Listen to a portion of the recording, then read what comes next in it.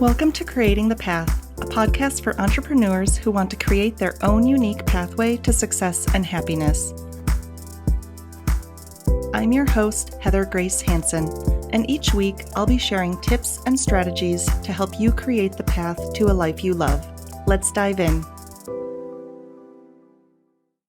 Hello, and welcome back to the podcast, or welcome if this is your first time listening.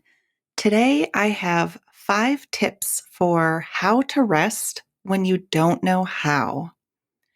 Last week we talked about just how important it is to rest and how we need to start a rest revolution to get rid of burnout culture forever. And continuing on that theme, today I wanted to talk about how to rest when you don't know how, because I hear people talk about this, and I experienced this myself when I quit my 9-to-5 job.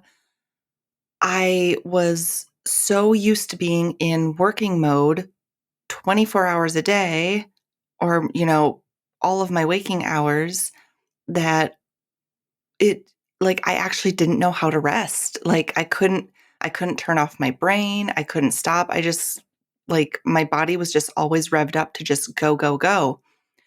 So when you're in that place, you actually have to kind of learn how to rest, or reteach yourself how to rest and kind of work your way into it slowly. So today I have 5 tips for how you can do that if you are feeling like you have a hard time resting or just don't even know what to do to rest. So let's get into it. So my first tip is to calm the nervous system.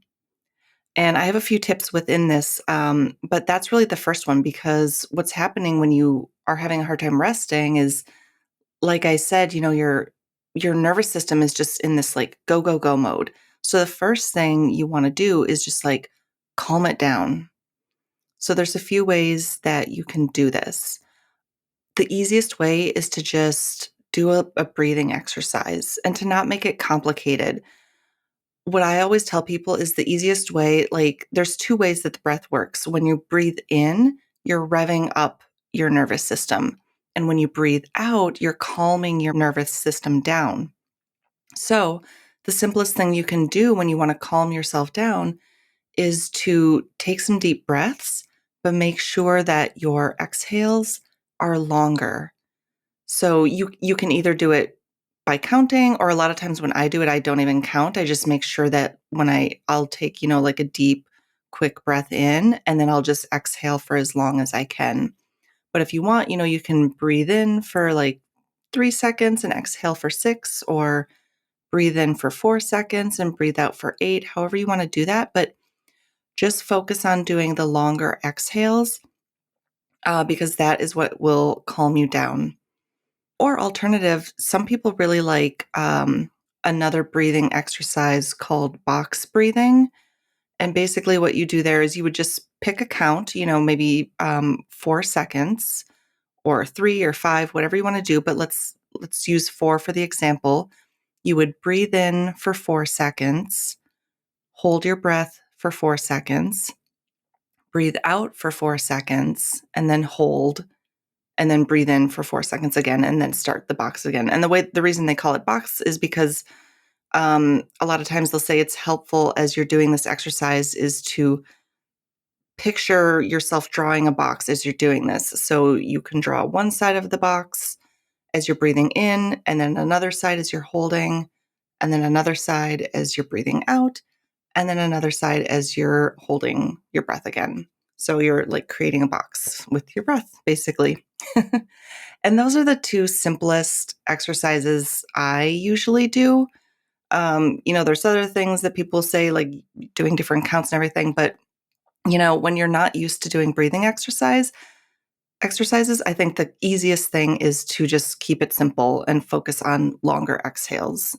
And the box breathing, because you're doing the even breathing, the other thing I want to mention is I personally find that exercise to be a very grounding breathing exercise, and stabilizing. But if you're really wanting to focus on calming down, that's when I would focus on the longer exhales. And there's another technique also that you can do to calm the nervous system down. I think I may have mentioned this on the podcast before, but it's something called havening. And I'll try to explain this. It's easier maybe to see in video, and you can definitely look up havening on YouTube, and you should be able to find something. But I think I can explain this pretty simply. Basically, you would take the palms of your hands and place them on your forehead. And then you basically just take your hand and stroke it down the side of your face. So you place your hands on your forehead and then you stroke down over your temple, over your cheeks, and down to your chin. And then just keep doing that. Just keep stroking from the top to the bottom along the side of your face.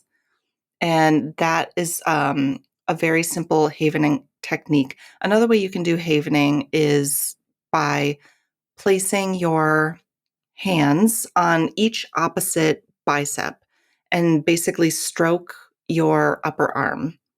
So havening basically is like a self-soothing technique. So that's why you're using these like strokes with your hands to stroke your face or your upper arm to basically soothe yourself. And what's interesting about havening is like if you think about it, we actually do this instinctively. So you may have experienced this or seen other people do this, but in like a moment of frustration or just exasperation, you might, put your hands on your face and just kind of like wipe your face and usually it's accompanied by like a deep sigh or like a groaning sound. You just put your hands over your face and just kind of like rub your forehead and you're just like, oh my God, like when you're just like really exasperated. So, we actually do this instinctively to calm ourselves down in that moment. So that's what I think is really interesting about that, because to me, that signals that there's something biological of like how this actually works. So, one last tip on how to calm the nervous system, and this is maybe an unusual one because I learned this tip actually as a way to get yourself to focus, not specifically to calm the nervous system down, but I do find it for myself helpful, and I do feel that it is kind of calming. So what you do is like the idea is to take an object. Usually I say a pen, but it could be anything. Like take a pen or any object that's around you and just focus on it. Like use your vision to focus on that object and notice the different colors, the different shapes of it. Like if you think about it, a pen, we usually don't look at them that closely. And whenever I do this exercise, at some point you might be used to what your pens look like if you do this often enough. But when you do it the first time, you might notice like, oh, look at all these like interesting shapes. Like look at all the interesting colors and look at the interesting curve on the little clicker thingy or whatever. You'd be surprised if you pick up a pen, depending on the pen, you'd be surprised like how many different little like details and shapes and little parts make up the pen and things like that. So I've found, and so this works to focus yourself because and it's kind of like an anti-procrastination tip, because if your mind is like all over the place and you can't figure out what to focus on, or you're having a hard time getting yourself to focus, by using your vision to focus on one object and to focus all your thoughts on that object, that's a way to get your whole brain to just be focused, basically. And I have found it to be calming because when you're in that place of being all over the place and not knowing what to focus on and things like that, it can, like, at least for me, there's a lot of anxiety around that. So I find that when I focus on something like that, it focuses my thoughts and it reduces a lot of that anxiety. So I personally feel that this technique can be used to both get yourself to focus before you're ready to start working. But if you're kind of like stressed from working and you want to take a break and get away from that, I personally feel like this can also be used to transition from work to rest. Maybe what you actually want to do rather than, focusing on a pen at your desk, maybe you want to go sit on the couch, pick up another object and look at it for, a minute or so or whatever it is and just really focus on it. And that can be a way to transition out of work, get your thoughts off of work by looking at that object and focusing on it. I personally feel that is kind of calming and an easy way to transition my brain off of work. So, a little unconventional tip, but there's another one for you. This episode is sponsored by my signature VIP day, Joyful Productivity. If you're feeling overworked and overwhelmed, I can help you create a plan that allows you to be more productive while working less. Yep, you heard that right. We'll create clear goals to focus on and cut out all the unnecessary busy work that's keeping you spinning your wheels but not actually moving you forward. After one day together, you'll have a schedule that allows you to work fewer hours by managing both your time and energy, and a foundation to support your success. Click the link in the show notes for more info and to submit your interest. So, moving on to tip number 2 is to move your body. So again, like if you're feeling, kind of anxious, stress from work, the best way to complete the stress cycle is to move your body, is to move it out of yourself. So, that can just be as simple as, doing some stretches or dancing or yoga, whatever you want to do to kind of move your body, to move the stress out of you or move your emotions out of you. That is a really great way to calm yourself down and rest and,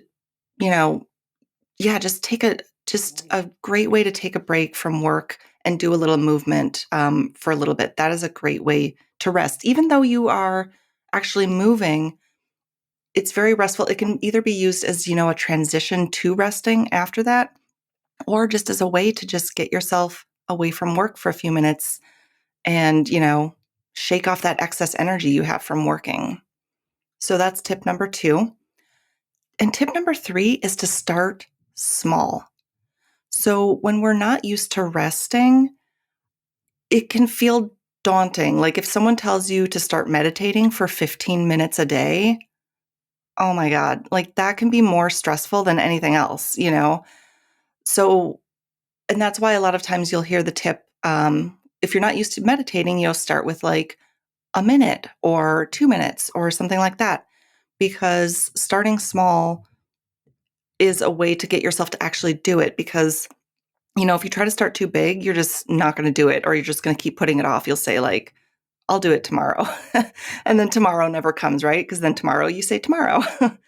So start small, like I said, like with the breathing, if you even just stop to take a couple breaths, that's okay. That's enough. If that's all you can do that day, is just start with that. And that's okay. Don't feel like you have to do so much. You know what I mean? So, tip number 4 is to reframe rest. So, again, when we're not used to resting, again, it can feel daunting or it feels lazy. In last week's episode, I explained how laziness actually doesn't exist. It's just a lack of motivation. But resting is not being lazy. It's intentionally managing our energy and knowing that in order to perform our best at work or at anything that we do, we have to rest. So we know that it's important. So we know it's not laziness. So if you want to, like, I actually find this to be helpful to reframe rest as productive time. Now, some people will say, oh, why does rest have to be productive? Like, why can't it just be what it is? Like, why do we have to turn it into, why do we have to turn rest into work, basically? Like, if you're saying it's productive time. And that's true. Rest, we don't have to say that rest is productive. We don't have to turn it into like this whole thing. However, if that gets you to rest, then I think that's okay. Yeah, we can just say that rest is rest and that there's nothing wrong with that. But I find that when you are used to working all the time, it can be really hard to just stop and do nothing because it just feels like you're wasting time. So if you reframe it as, this is important, this is productive, this is part of my work, that I have found can be a mental shift that can get you to actually do it, to actually stop and take the breaths and do the meditation. Because then you will relieve a little bit of that anxiety that kind of feels like, oh, I'm wasting time. So whatever reframe you need in your mind to actually get yourself to rest, go ahead and reframe. Tell yourself it's productive time, whatever you need to do. It's all good. And my last tip number 5, and I apologize if you're hearing Barkley. He's literally in my lap right now, my dog Barkley, and he's like swallowing and making all these noises. So I apologize for that. Last tip, though, is to be easy on yourself. Again, this is hard for people who are, in work mode all the time. And when you're just starting to try and rest more, it's hard. Like I said, it's like you can feel like you're wasting time, or you might feel like you're being lazy. It's difficult. And, and it also might feel, if you're starting small, a lot of things can come up around, just feeling like you're not doing enough, things like that. So the last tip is to just don't beat yourself up if you're having a hard time with it. If you are doing any of these techniques, trying to rest, even if at first, if doing these things makes you feel more anxious, because again, that's very normal, because it can feel like you're wasting time. So initially, it can actually make you sometimes feel more anxious to do it in the beginning. So, if that comes up for you, don't beat yourself up about it. This is a process, and we're all learning and we're all getting better at everything that we're doing all the time. So really just be easy on yourself. Don't beat yourself up if you're having a hard time with this. So that is tip number 5. So quick recap. First thing to do to rest when you don't know how or when you're not used to it is to calm your nervous system down by doing just simple breathing exercises with longer exhales, or doing the havening technique that I described. Again, you can look that up on YouTube. Or focus your vision on like a small object, like especially when your mind is feeling very chaotic, is just focus in on one little object. And tip number 2 was to move your body, just move that stress right out of your body. Tip number 3, start small. Don't feel like you have to go big and take an hour-long rest every day. Just do something small, take a couple breaths. Tip number 4 is to reframe it. If you have to call it productive time, if you have to say that you're working when you're, sitting on the couch having a cup of tea, that's okay. Tip number 5, of course, is just be easy on yourself. Don't beat yourself up if this is hard at first, because it's very normal for it to be hard at first. And with that, I will say goodbye for today, and I will see you next Tuesday. I hope you enjoyed this episode of Creating the Path as much as I did. You can find the show notes for this and every episode at heathergracehanson.com/podcast. But before you go, make sure to hit the subscribe button. New episodes drop every Tuesday. Until then, have a fabulous week.